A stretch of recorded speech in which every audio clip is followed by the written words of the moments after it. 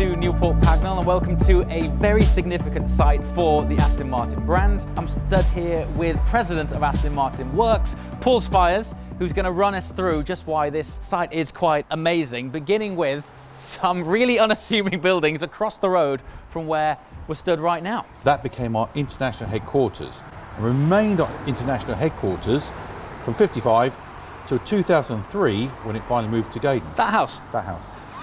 So all those really key decisions in Aston Martin's history were all made there. You know, even people like John Wyer, who was the key team manager for the Le Mans Pro in 1959. Made all those strategic decisions about sending Sterling Moss and Jack Fairman off, in the really fast car and having Roy Salvadori and Carroll Shelby in the slower car that would kind of break Ferrari and come on and win the race in 59. But this side of the road, which used to house our parts operations, the trim shops, the dynamometers for the engines, is now Aston Martin Works, and it's like a little OEM embedded within a bigger OEM. Sure. There isn't anything from a kind of car manufacturing brand point of view that we don't touch, whether it's vehicle build, parts, paint, trim, the whole lot, everything under one roof here.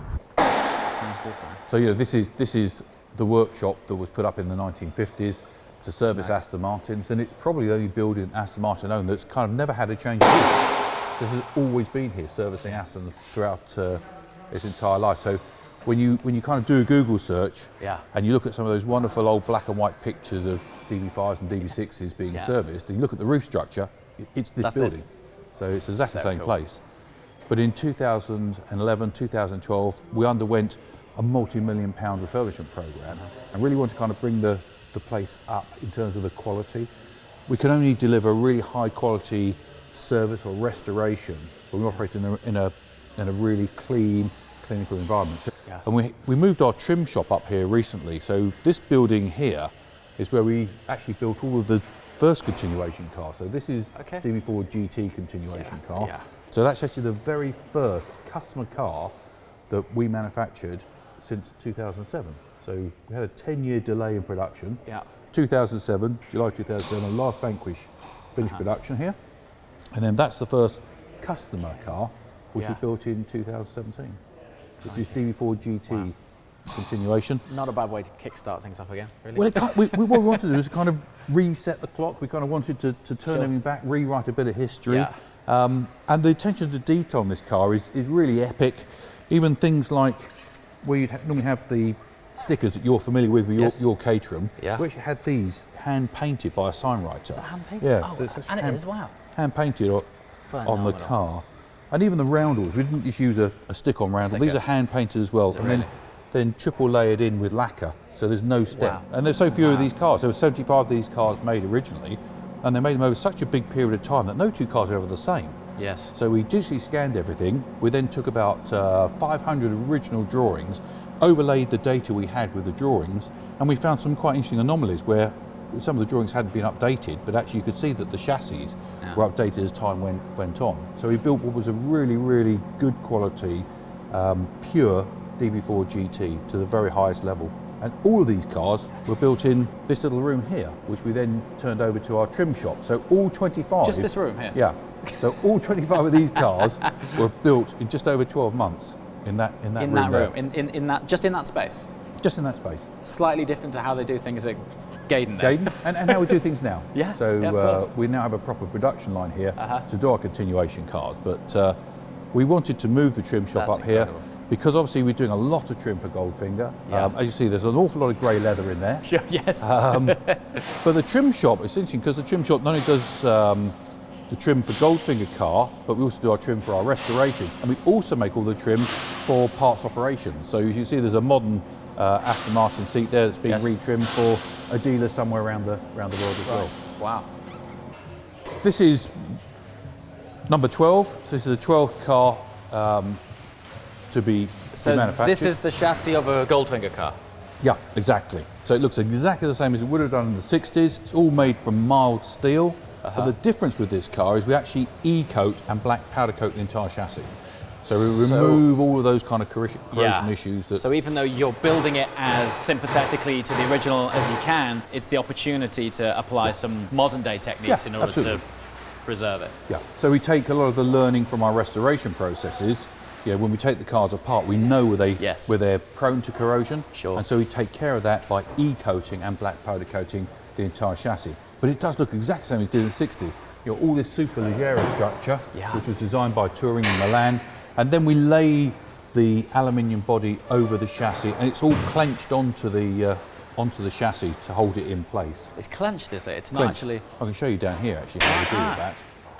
I didn't know that. I just assumed it would be screwed on or something. No. Wow. No. So, in fact, we do have this body down the very bottom here. Where, how cool is that? and as you see, we have an amazing mixture of people from some of the more senior guys who've been building Aston Martins for 30, 40 years. Yeah. And there's a number of apprentices in here. So we're transitioning these wonderful artisan skills from one generation to the next to ensure that in 50 or 100 years' time, you still come back here and have your DB5 restored back to its original specification. So I guess from a business model point of view, maintaining these skills is super important. Absolutely, it's a very good point. So we've got magnificent facilities here, but without the right people, without they're the just skill. bodies. They're just buildings. So yeah, it's really important that we keep the skills in-house and keep developing it and keep developing the way that we do things.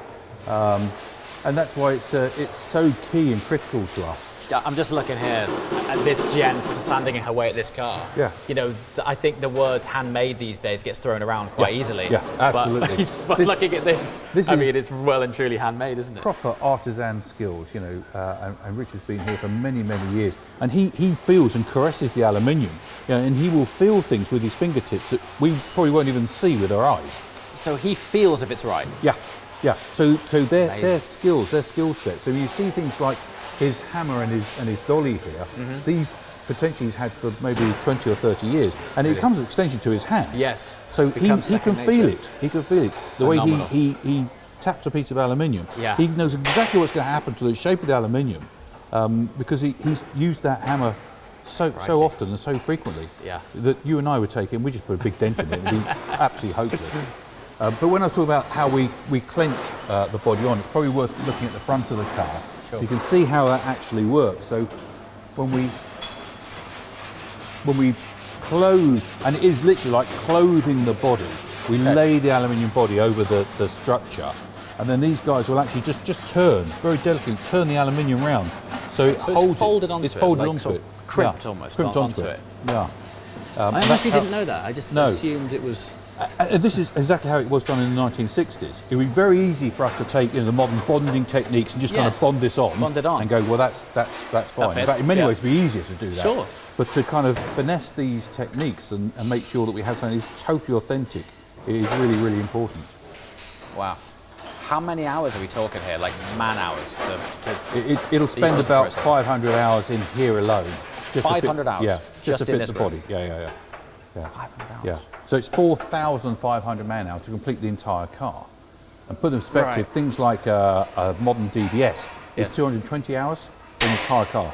The entire car? The entire car. And this does almost double that just in this room? Just to fit the bodies to the chassis alone, is twice that. I mean, that gives you a bit of context as to just how much effort goes into it. Yeah. And as I say, the skills we employ here are, you don't find this anywhere else. And that's why it's important we've got a lot of the younger guys working alongside the senior chaps as well. Phenomenal. Yeah. And when you think this front end is made up of probably about 9 or 10 different sections, this doesn't come as one piece. It all has to be welded together. It looks one piece, doesn't it? It does, when it's finished. Yeah. Phenomenal. Yeah. It's very cool. It is amazing. Very stunning thing. And we operate, in a very traditional manner. So the 2 English wheels we have up here are original Aston Martin equipment that date from the 1950s and the 1960s. Are you serious? Yeah. So the chances are that the bonnet on 007's original car probably came off of one of these. And we quite noisy in here as well, as you can tell. This is part of the authenticity, isn't it? So this is a piece of aluminium that's been through the English wheels, and you can see the roller lines. Yeah. And so these guys are so skilled. They actually put a curvature into the aluminium. They can work it both ways. They can work it across this way and across this way to make it hand rolled. Hand rolled, yeah. So this will probably end up being part of the front end for a DB5. And they put a certain amount of roll into it, and then they offer it up and they put more roll into it. But it takes about 10 years to become proficient with the English wheel. 10 years? 10 years. In the apprenticeship, they won't even touch that until year 3. You're serious? Yeah. 10 years? Yeah. Well, when you think it takes 400 hours to make a front end for a DB5, yeah. the last thing you want is to put a piece in that doesn't work. It gets scrapped off then. Yeah. So it's critical. Wow. This is a part that's been made for the front end for a DB5. So you can see how it goes both ways. Yes. This has been wheeled in this direction and in that direction to give it the curvature. Across it. And then when you offer it up onto the front end butt, you see it fits perfectly. So is this your rig to test it fits? Yeah, exactly. And so we have this section, there's that section, there's this section here which is being manufactured, which goes in here. And then when they have all the sections, they'll weld them together. So that front that we've just seen, It's all these parts. it's like a jigsaw puzzle of these. Yeah. And then once they're finished, it just looks a seamless exactly. piece. It is bonkers. I mean, it really is amazing. It's when you Right? see it like this, It's you cool. understand what goes into this car. Yeah. That is very cool. In fact, some of these guys can trace their heritage right back to the 1800s, where their great-great-grandfathers Actual coach building. Yeah. actually made coaches here. And we've actually got fathers and sons working on site. So this is a body for a Goldfinger car that's now finished. Okay. This has been signed off by the quality guys. It'll go into the paint system here.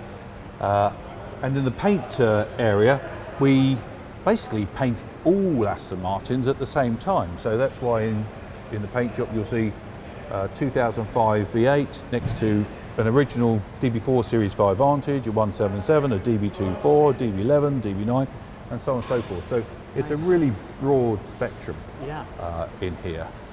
I love that you have a 177 next to a 4. It's pretty crazy, isn't it? Yeah. You're not going to find that anywhere else You're in not the going world. to find that, no. This particular part of the business is operational 7 days a week, 24 hours a day. So you've got shifts going 3 shifts. constantly for It never stops. paint, So with paint. just for paint. Yeah, because we have to look after not only accident repair cars, Yes. but also paint the these Goldfinger ones coming continuation cars. And it's all done by hand, there's no robots here. So Yeah. it is, again, like in the panel shop, true artisan skills. So you can see there's a DB5 Goldfinger being prepped, ready for paint, that's in primer, and it works its way down. And on the left-hand side, we have our paint booths, priming booth, 2 top coat booths, and the one at the far end does the smaller parts like dashboards and that type of thing. Yeah. But when we paint a Goldfinger car, one painter will paint the entire car in one go. Because they are like Leonardo da Vinci. They all paint ever so slightly differently. They all have the same gun, but the way that they actually they work It's their risk. Signature action, Exactly. as it were. And Exactly. And so whilst most customers would never be able to pick up on the left and right hand side of the car painted because it, yes. you have 2 painters, we have one painter does one car Yes. in one hit. And that way you get that fantastic consistency. But these guys are such artisans and such artists that it's almost like they have their own little signature, the way they paint their nice. cars. So this is the main production line now for DB5. So this is the first time since 1964 that Aston Martin have had a production line for DB5. Obviously in the 1960s, they wouldn't have all been silver, they would have been whites and blues and greens, etc. Can I just stop you there? This is crazy. Like actually, when you think about what's happening here, you couldn't recreate this. No. Yes, I mean, I know it's all fancy and nicely lit and everything, but what we're looking at is a production line of cars from 55 years ago. Yeah, I know. It's bonkers. It is. It's like we've got out the TARDIS, isn't I'm it? not just saying it for the camera. It's like You could be seeing Doctor these go down Who, the get line. out of the TARDIS, It's and amazing. here we are. Yeah, we've gone it's back in absolutely time. incredible. It is actually. It's quite amazing when you think about it, to have a full production line of cars from the 1960s built today by a team that most of these guys weren't even born in the 1960s. That's the amazing thing. It shows the impact and significance of the car that someone of my generation thinks that this car's cool. Yeah. And generations after me think that this car's cool. This car will never not be cool. It will never not be cool, No. right? Wow. It's certainly the pinnacle of my career. To recreate 25 Goldfinger DB5s. DB5s. Pretty big deal, man. It doesn't get any better than that. It doesn't, No does it? pressure, of course. Yeah. No pressure. Wow. Of course, the thing to remember is most of the componentry for this car is sourced within the UK. So this is a big deal for UK automotive industry. Yeah. You know, the back axles are all new. They're built completely in the UK. In fact, the only real major component that isn't sourced in the UK is the ZF gearbox, which is a 5-speed gearbox. It's the original 5-speed ZF that ZF hadn't made for 32 years, and they actually were so pleased to be allowed to kind of recreate this gearbox for us. So when you have that first phone call, you know, hey, we're thinking about doing this, are they like, really? Because everyone at the minute's after the like fastest twin clutch box they can get hold of. And you're saying, we want a box from 30 years ago, please. And they were delighted. Were they? Yeah. They were delighted to have a heritage division, and they got out all their original drawings. They recast everything, and they were thrilled to do it for us. And the other knock-on effect is that owners of the original DB5s now can buy a completely new ZF gearbox. So if you have an original DB5 that either has lost its gearbox over the years, or the gearbox is notchy and you can't rebuild it anymore, buy a brand new gearbox. So the business case isn't just for 25 cars. No, exactly. It's supporting a long line. It supports a long line, and there are a lot of components for DB5 that potentially haven't been available for a number of years that we put back on the shelf. That's something I just didn't think about. I was so focused on these 25 cars, but the wider implication is DB5. It's supporting DB5 as a whole platform. So it's a win-win for everybody. Yeah. The owners of the original cars get better quality parts and parts that weren't available. And the owners of the new Goldfinger cars get a wonderful, very, very special experience with this car. How cool is that? And 90% of the cars are going overseas. So again, from a UK PLC point of view, you know, we bring a lot of commerce into the UK. And that's a big deal in itself. When you think 25 cars at £3 million, depending on where they're going around the world, that's a lot of money coming into the UK economy. And when we talk about detail, we even use the original cross-ply tyres on the car as well to give it that really authentic feel. If you put a car onto a radial ply tyre, radial, it just completely transforms the character of the car. It does, makes the steering heavier. The car doesn't feel like the old 1960s car. It doesn't slide around like the 60s car does. The steering weight feels very different. So this was really, really fun. So again, was that a similar phone call? Yes, absolutely. But we particularly wanted, when we looked at the pictures, that iconic picture of Sean Connery leant up against the car. You look at the tyre, it is this fantastic old-fashioned cross-ply tyre because it has a different shape to the sidewall. We wanted to recapture that. And so when you look at the cars as they sit on their wheels, they look absolutely right. You know, which is a huge part of it. If you had a modern-day sidewall, it would just look so weird. Exactly. Exactly. It would look odd. And as the cars progress down the line, they gain more componentry to the point where we have a couple of cars here that are almost finished. These are second and third production cars, and they're going through their final phases here.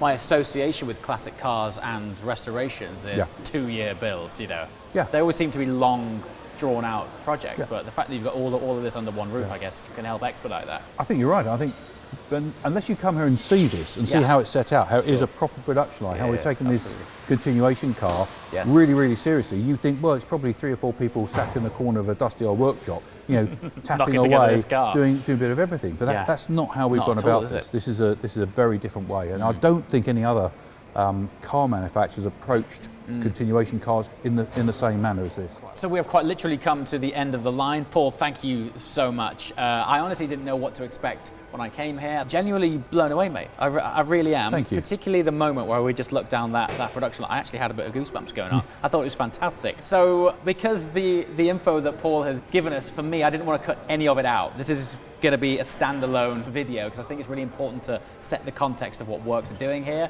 and then I think it will give you a greater sense of appreciation for the next video when Paul runs us round the DB5 Goldfinger continuation car and all of its authentic gadgets, which I can't wait to see. So be sure to subscribe because the next video is coming soon and you don't want to miss this DB5. Thanks for watching. I shall see you next time. Ciao.